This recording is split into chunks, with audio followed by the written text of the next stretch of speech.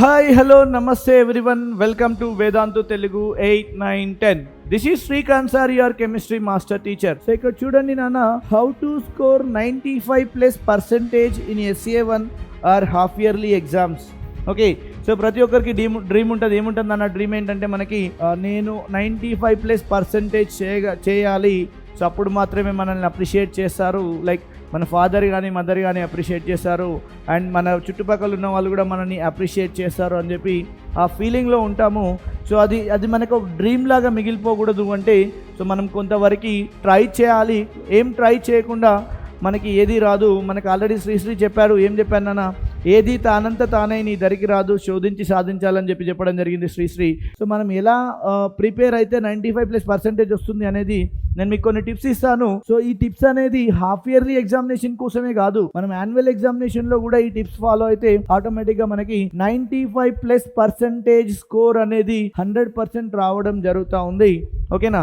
95+% score ని ఈజీగా తీసుకోవచ్చు నేను చెప్పబోయే టిప్స్ ఫాలో అయితే. So let get ready for the tips. So ఇక్కడ చూడండి నాన్న, టిప్స్ వచ్చేసి ఏం లేదు, చాలా ఈజీ. సో మనకు ఆల్రెడీ మనకు స్కెడ్యూల్ అనేది రావడం జరిగింది. అక్టోబర్లో తెలంగాణ స్టేట్ బోర్డు వాళ్ళకి, అండ్ నవంబర్లో వచ్చేసి ఆంధ్రప్రదేశ్ స్టేట్ బోర్డు వాళ్ళకి. సో కొన్ని సిబిఎస్ఈ స్కూల్స్ ఆల్రెడీ అయిపోయినాయి, కొన్ని సిబిఎస్ఈ స్కూల్స్కి ఉండడం జరిగింది కదా. సో ప్రతి ఒక్కరు లైక్ ఈ హాఫ్ ఇయర్లీ ఎగ్జామినేషన్ అని కాదు, యాన్యువల్ ఎగ్జామినేషన్ కూడా దృష్టిలో పెట్టుకొని ఈ టిప్స్ ఫాలో అయితే డెఫినెట్గా మనకి 95+% స్కోర్ అయితే వస్తూ ఉంటుంది. సో చూడండి అన్న, ఫస్ట్ ఏంటి, prepare A schedule for each subject. So మనకి ఈచ్ సబ్జెక్ట్, మనకి ఎన్ని సబ్జెక్ట్స్ ఉంటాయి నాన్న? Like Telugu, Hindi, English, maths, science, social. ఓకేనా? సో 6 సబ్జెక్ట్స్ ఉన్నాయి కదా.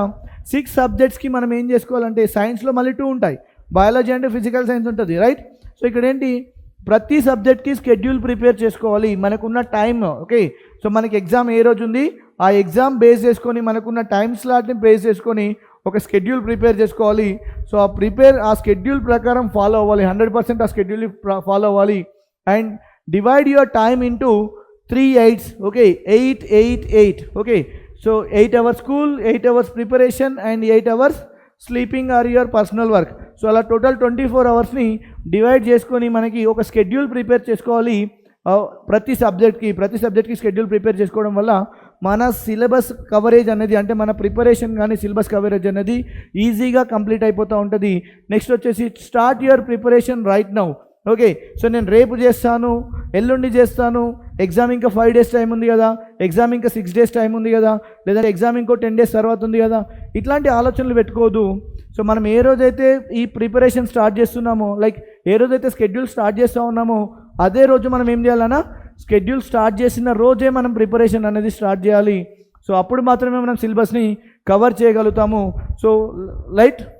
సో మనం ఏం చేయాలంటే, ఇప్పుడు స్కెడ్యూల్ వేసాము, ఎంబట్నే మనం ప్రిపరేషన్ స్టార్ట్ చేయాలి. ఆ రోజు ఏదైతే సబ్జెక్ట్ ఉంటుందో ఆ సబ్జెక్ట్ని ఆ రోజు చదివేయడానికి ట్రై చేయాలి.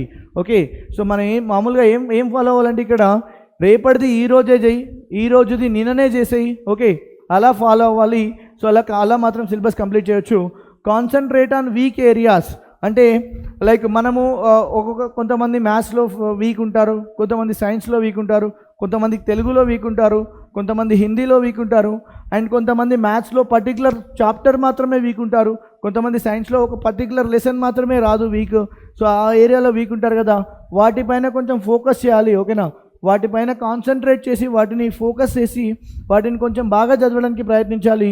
అప్పుడు మనం ఈజీగా లైక్ 95+% స్కోర్ అయితే చేయగలుగుతాము. ఓకేనా? సో మనం ఎక్కడైతే వీక్ ఉన్నామని దానిపైన ఎక్కువ ఫోకస్ చేయాలి. ఓకేనా? సో మనకు ఆల్రెడీ వచ్చింది చదవడం ఎవరైనా చేస్తారు, వచ్చింది ఎవరైనా రాయగలుగుతారు. ఓకేనా? సో బట్ ఏంటంటే మనకి రానిది ఏదైతే ఉందో దానిపైన ఎక్కువ కాన్సన్ట్రేట్ అనేది చేయాలి. Okay, so make a note of important points. So మనం ఎప్పుడైతే చదువుతూ ఉంటామో అప్పుడు మన పక్కనే ఒక నోట్బుక్ పెట్టుకోండి. ఓకేనా?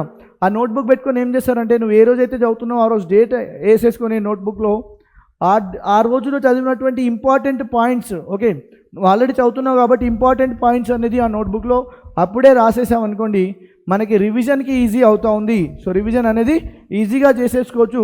So that what you have to do నానా, ఇంపార్టెంట్ పాయింట్స్ని నోట్ చేసుకోవాలి ఒక బుక్లో. ఓకేనా? డేట్ వైజ్ నోట్ చేసుకోండి.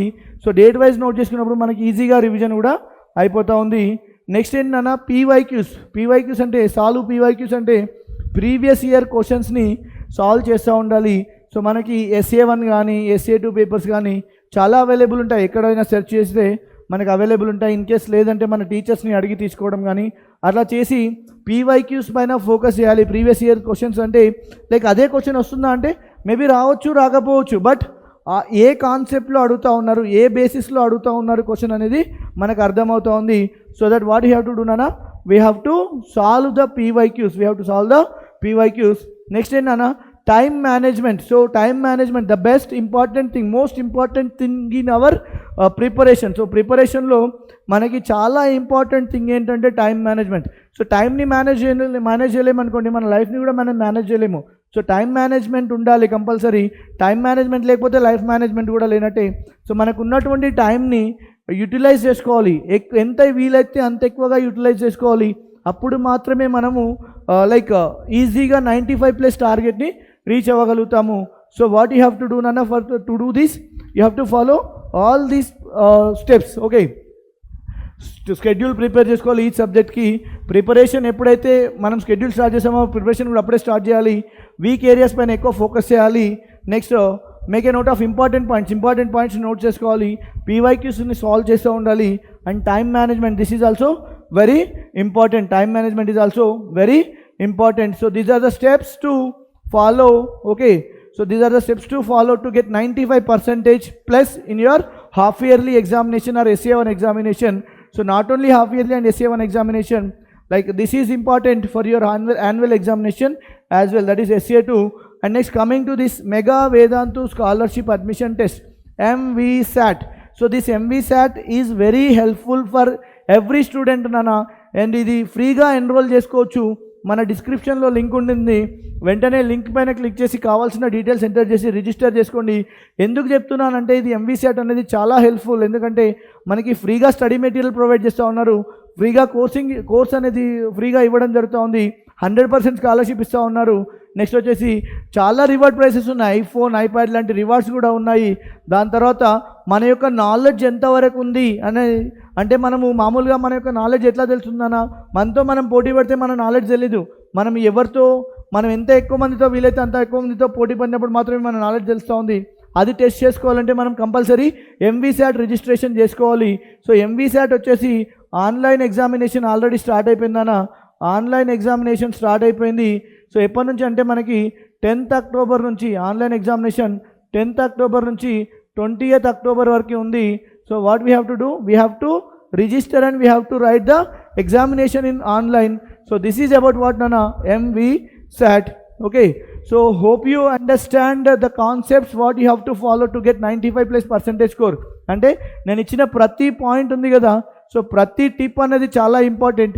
సో దాన్ని అర్థం చేసుకొని లైక్ ఆ టిప్ని ఫాలో అయ్యారనుకోండి 100% మీరు 95+ స్కోర్ అయితే చేయడం జరుగుతుంది.